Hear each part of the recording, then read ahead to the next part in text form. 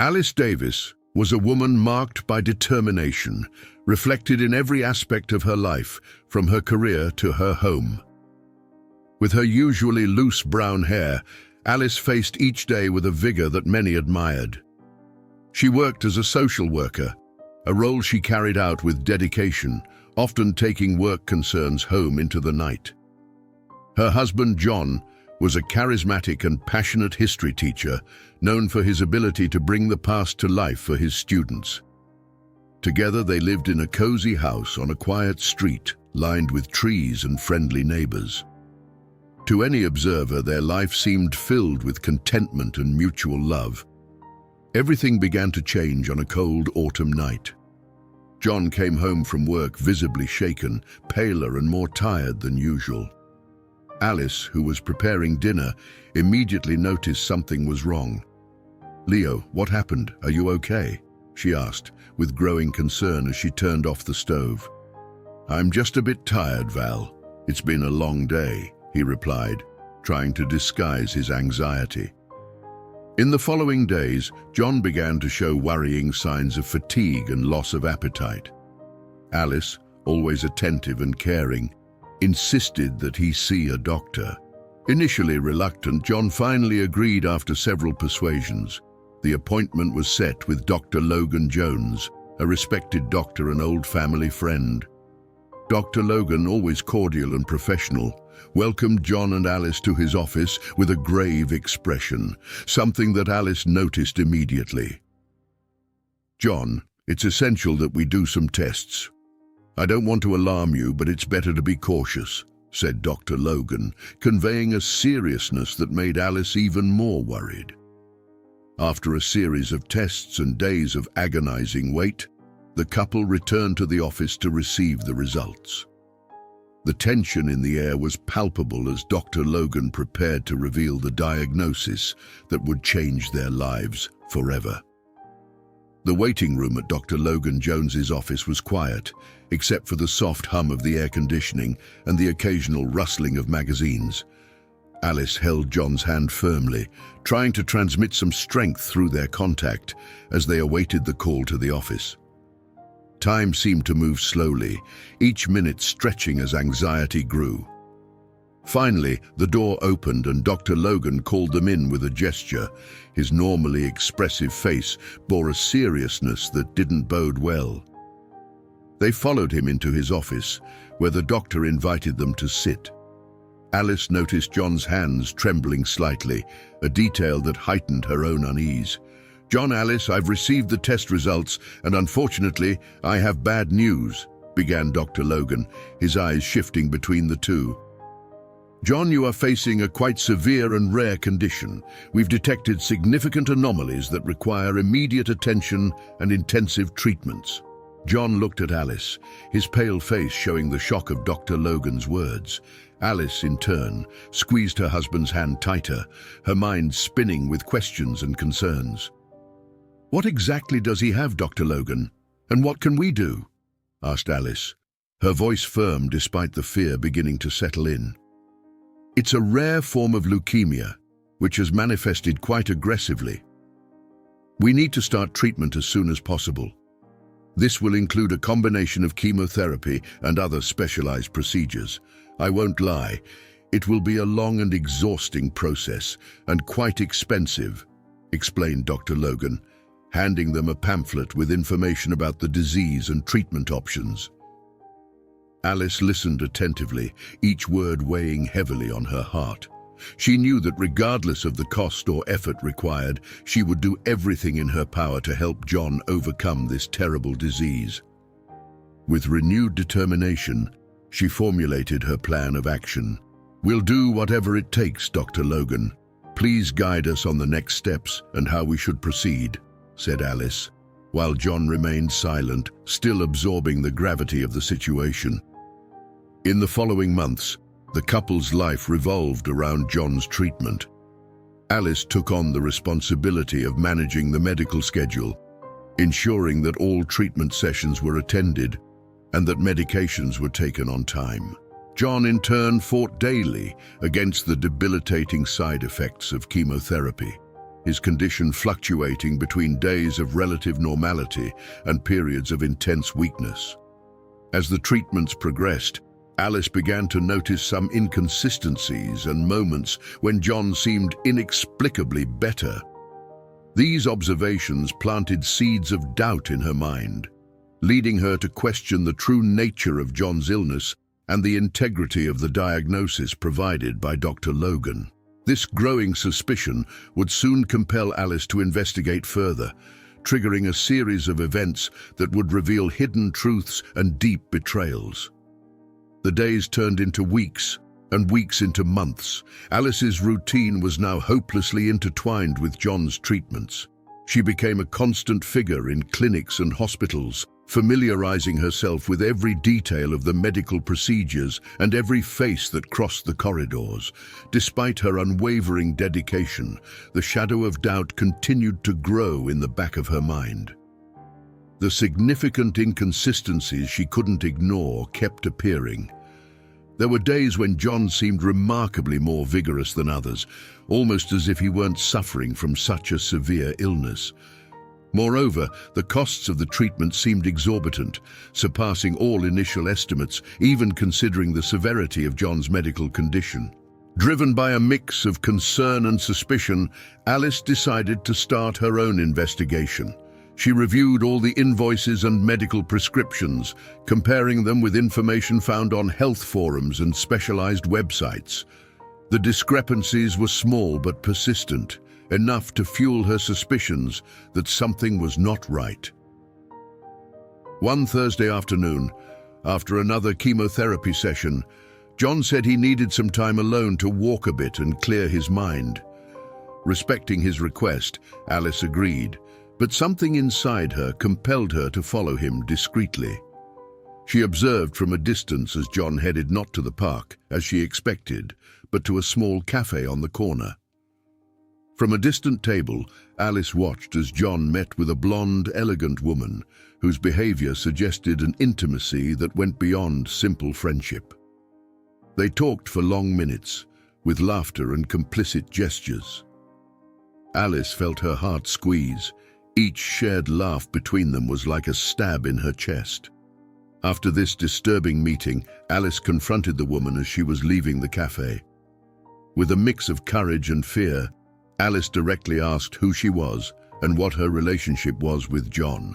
The woman, surprised and initially a bit defensive, revealed her name, Florence. She was an old college colleague of John. With hesitation and after much insistence from Alice, Florence eventually confessed that she had been having an affair with John for almost a year. Shaken to the core by this revelation, Alice returned home, the weight of the betrayal crushing her. However, the pain of infidelity was now accompanied by a fierce determination to discover the full truth. She needed to confront John and Dr. Logan about the reality of the illness and fully understand the depth and reach of the deception she had faced. With a heavy heart and a turbulent mind, Alice spent the night awake after discovering John's affair with Florence. Every detail of the conversation with Florence echoed in her mind, mixing with memories of the time she had spent caring for John, supporting him through his supposed illness. These thoughts brought with them a clear resolution. It was time to confront John and demand the full truth, not just about his infidelity, but also about the authenticity of his illness. That morning, while John was still asleep, Alice rummaged through the office looking for any document or additional evidence that might clarify the suspicions now consuming her.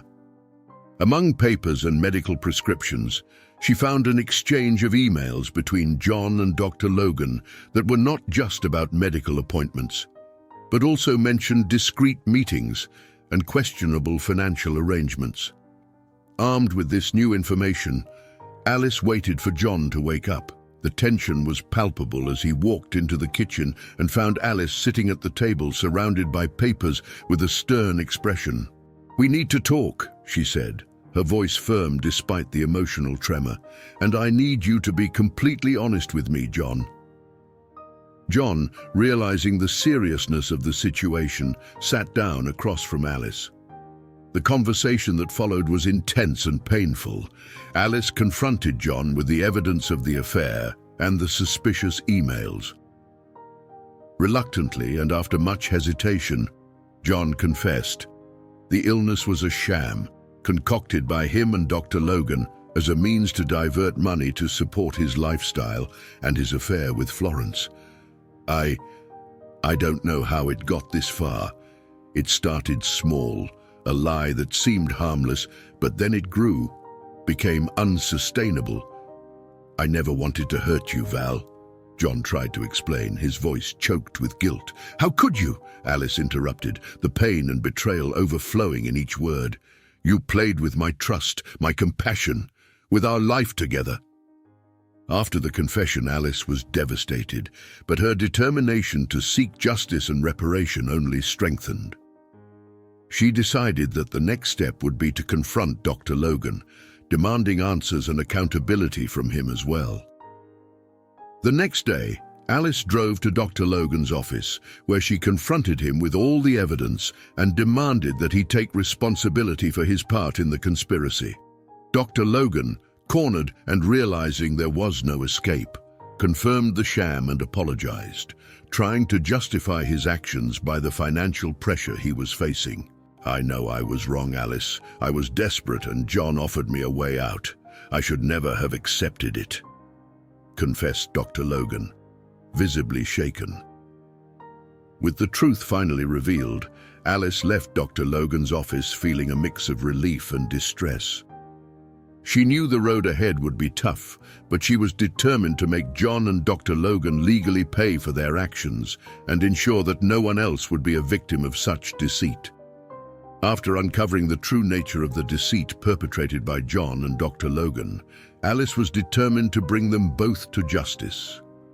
The betrayal had affected her not only emotionally but also financially, and she was resolved not to let this fraud go unpunished. With the incriminating documents in hand and a firm resolution in her heart, Alice sought legal help to initiate a lawsuit against her husband and the doctor. Sean, her ex-boyfriend and now a lawyer experienced in fraud and malpractice cases, was the first person Alice thought of. Although they had not ended their relationship on bad terms, there was an initial hesitation in rekindling contact. However, the gravity of her situation and the need for a trustworthy attorney motivated her to overcome any apprehension. Sean, I need your help. It's a complicated situation and involves a major betrayal, Alice explained during the phone call, trying to maintain her composure as she briefly described the case. Alice, I've always known you had incredible strength. Count on me. Let's schedule a meeting to discuss all the details, Sean replied, his voice conveying a mix of professionalism and human warmth. In the meeting that followed, Alice presented Sean with all the evidence she had gathered. The emails between John and Dr. Logan, the fake medical prescriptions, and the testimonies of Florence and others who could corroborate the story. Sean listened attentively, taking detailed notes and formulating a plan of action. The first thing we need to do is file a civil lawsuit for financial and emotional damages. In addition, we'll prepare a criminal complaint for fraud and conspiracy.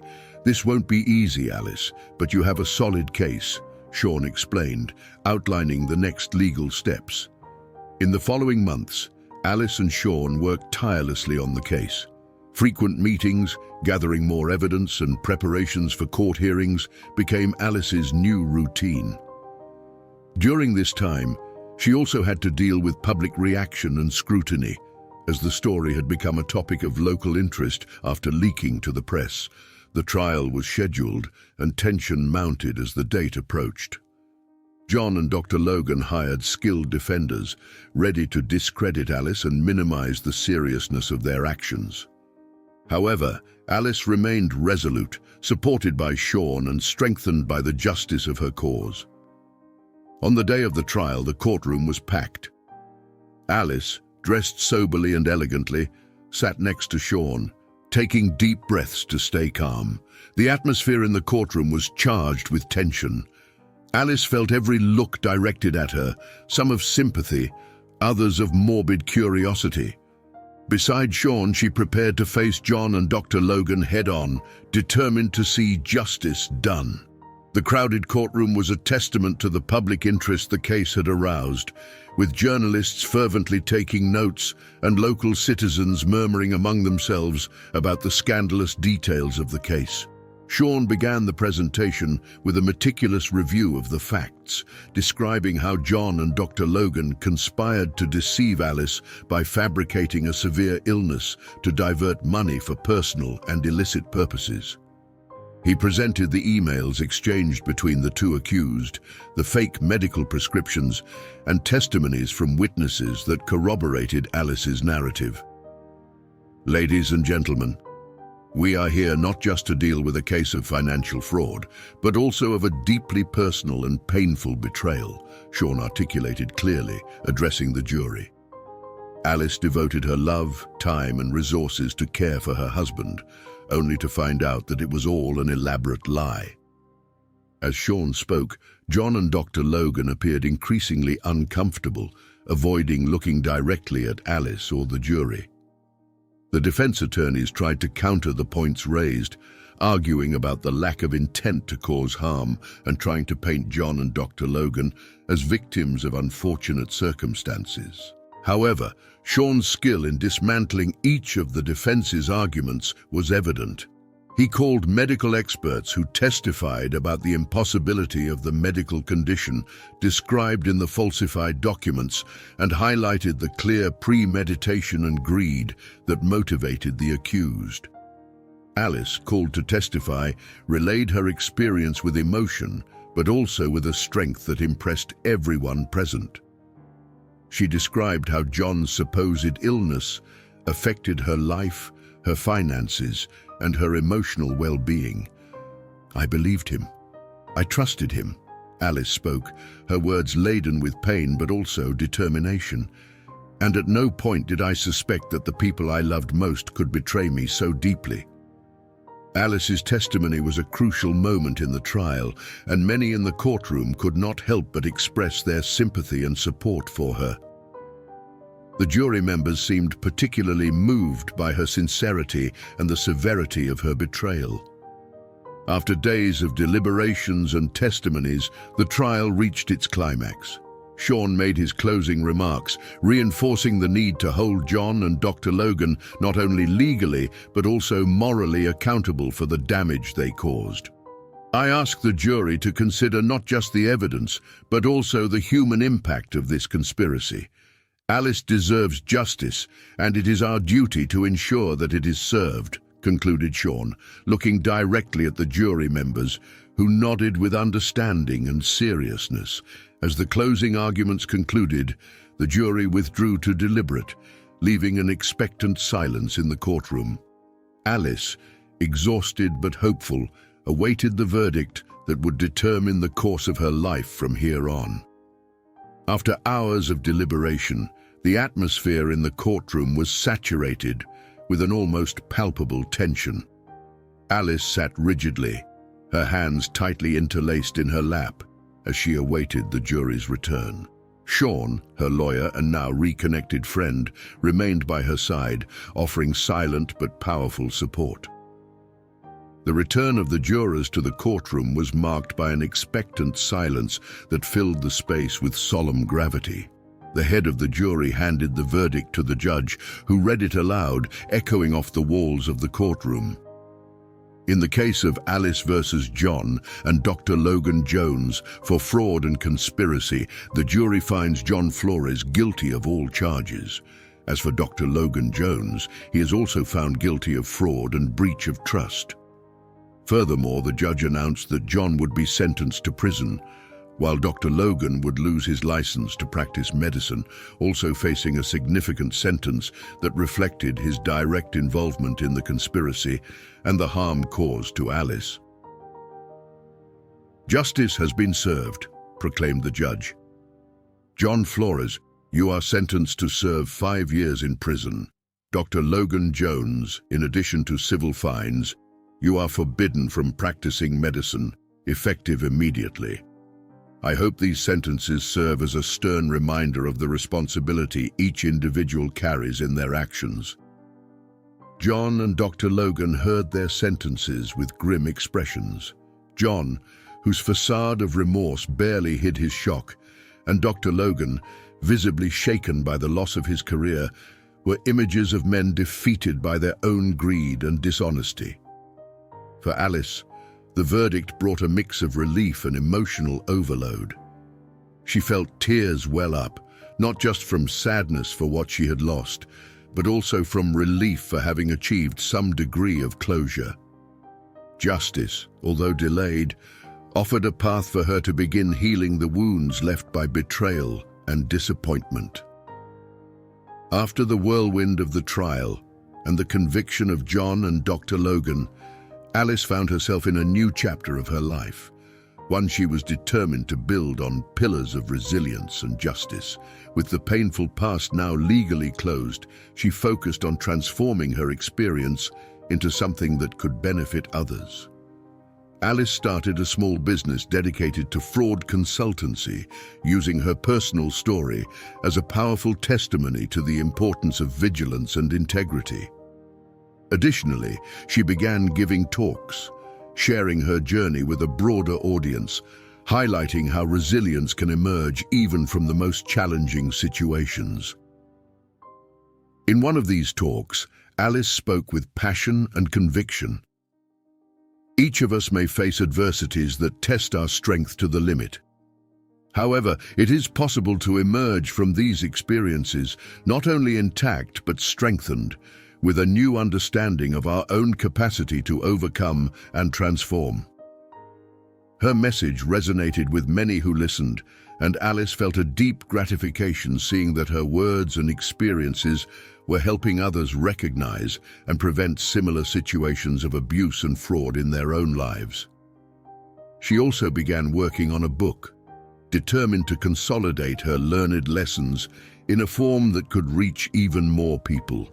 With the continued support of Sean, who had become not only her legal advisor but also a close friend, Alice rebuilt her life with new purposes and hopes.